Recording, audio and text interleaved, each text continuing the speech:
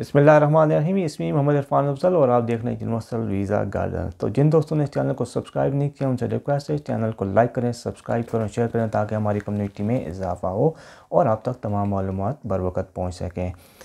तो आज मैं बात करूँगा EEA फैमिली परमिट के हवाले से कि आप लोग किस तरीके से अप्लाई कर सकते हैं और कौन लोग उसके एलिजिबल होते हैं, कौन अप्लाई कर सकते हैं।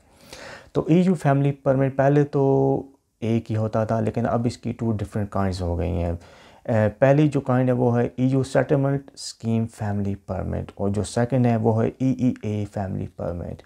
तो जैसे कि आपको पता है कि ब्रेग्जिट होने जा रहा है, EU नेशनल जो कि 31 दिसंबर तक यहाँ आ जाएंगे, तो उनको अप्लाई करना है EU सेटलमेंट स्कीम के थ्रू ताकि वो अपने आप को यहाँ पे रेगुलराइज करवा लें और अपने स्टेटस को कंफर्म करवा लें।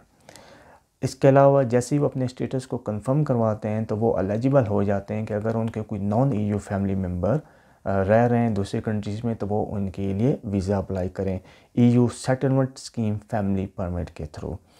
तो जिन लोगों के पास प्री सेटल या सेटल स्टेटस है वो अपने क्लोज़ फैमिली रिलेटिव्स को UK के लिए परमानेंट रेजिडेंसी के लिए बुला सकते हैं। तो क्लोज़ फैमिली मेंबर्स में कौन कौन आता है, इसमें आपके स्पाउस आते हैं, सिविल पार्टनर आते हैं, डिपेंडेंट चाइल्ड आते हैं और डिपेंडेंट पेरेंट या ग्रैंड पेरेंट आते हैं। तो इसके लिए आप लोग EU settlement scheme family permit के थ्रू अप्लाई कर सकते हैं।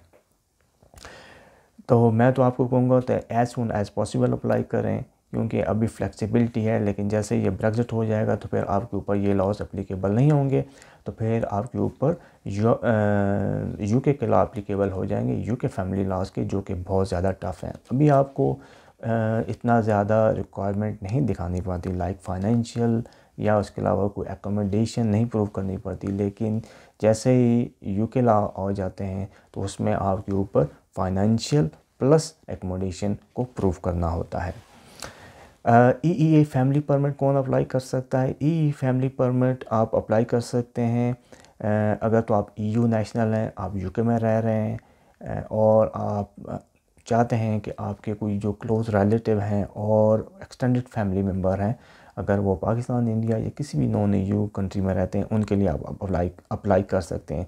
तो एक्सटेंडेड फैमिली मेम्बर्स कौन होते हैं? एक्सटेंडेड फैमिली मेम्बर्स में आपके ब्रदर, सिस्टर, आंट, कज़न, उसके अलावा अंकल, नेफ्यू, नीस, ये सब लोग आते हैं। आप उनके लिए वीज़ा अप्लाई कर सकते हैं, लेकिन यहाँ पे मैं आपको बताता चलूँ कि इसकी डेडलाइन है 31 दिसंबर 2020। इसके बाद आप अप्लाई नहीं कर सकते। तो इसके लिए ज़रूरी है कि आप जो है as soon as possible apply करें। अगर आपके पास कोई डॉक्यूमेंट नहीं भी है तो मैं आपको यही सजेशन दूंगा कि आप अप्लाई कर दें। तो जैसे ही आप एप्लीकेशन फ़ाइल करेंगे तो आप हो सकता है कि केस वर्कर आपसे डॉक्यूमेंट मांग ले, अगर नहीं भी मांगता तो आप उसको मज़ीद डॉक्यूमेंट सबमिट करा के दे सकते हैं। इन केस अगर आपका वीज़ा रिफ्यूज़ भी हो जाता है तो स्टिल आप अपील कर सकते हैं EEA रेगुलेशन के तहत। तो ये जो फैमिली परमिट है ये इसकी फ़ीस क्या है? ये फ्री ऑफ कॉस्ट है। होम ऑफिस फ़िलहाल इसकी फ़ीस चार्ज नहीं कर रहा और ये जो फैमिली परमिट है ये 6 महीने के लिए इशू किया जाता है। तो 6 महीने के अंदर जो एप्लीकेंट होगा उसने UK आना है और UK आने के बाद उसको फिर अप्लाई करना पड़ेगा EU सेटलमेंट स्कीम के तहत कि वो अपना प्री सेटल स्टेटस को कंफर्म करे। तो उसके तहत आपने फिर जैसे ही वो एप्लीकेंट यहाँ आएगा वो अप्लाई करेगा। इसके लिए ज़रूरी है कि आप लोगों अगर तो आपके बहन भाई हैं, नेफ्यू हैं, आंटी हैं या कज़न हैं तो उनके लिए फ़ाइनेंशियल डिपेंडेंसी आपको साबित करनी पड़ेगी। अगर आपके पास कोई प्रूफ नहीं है तो बहुत ही ज़्यादा मुश्किल है कि आपका वीज़ा एक्सेप्ट हो। लेकिन अगर आपके पेरेंट्स हैं या ग्रैंड पेरेंट्स हैं तो उनके लिए फ़ाइनेंशियल डिपेंडेंसी आपको रिक्वायर्ड नहीं है।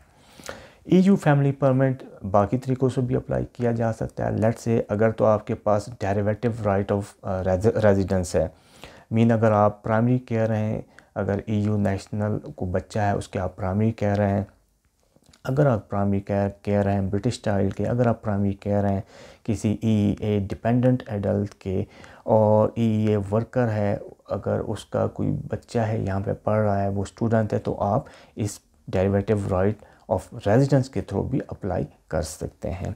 इसके अलावा सुरिंदर सिंह रूट है, उसके तहत भी आप एलिजिबल हैं कि आप EEA फैमिली परमिट अप्लाई कर सकते हैं।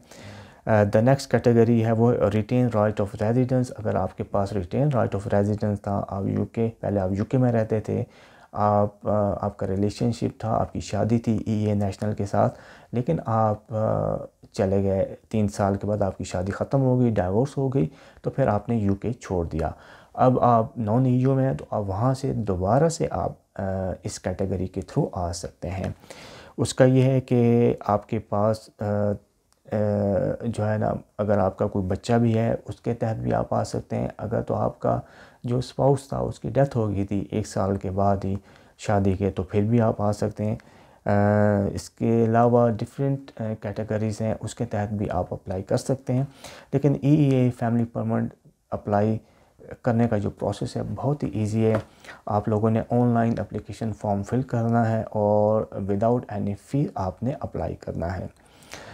जिन लोगों के पास प्री सेटल स्टेटस है EU सेटलमेंट स्कीम के तहत, तो उन्होंने फिर EEA फैमिली परमिट अप्लाई ना करें। उनके लिए है कि वो EEA सेटलमेंट स्कीम का जो फैमिली परमिट है उसके थ्रू अप्लाई करें।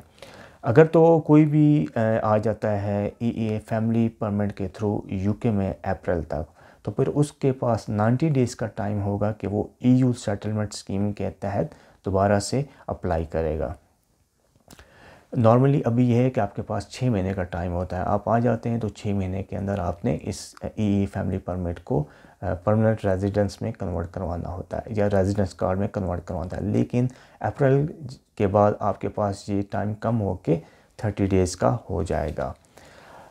तो आई होप आपको ये वीडियो पसंद आई होगी EEA फैमिली परमिट के हवाले से। अगर आपको कोई क्वेश्चन है तो काइंडली आप पूछ सकते हैं, मैं एज सून एज़ पॉसिबल उसका रिप्लाई करूँगा। अपना और अपने इर्द गिर्द लोगों का बहुत ख्याल रखेंगे और मेरे चैनल का भी। Thank you.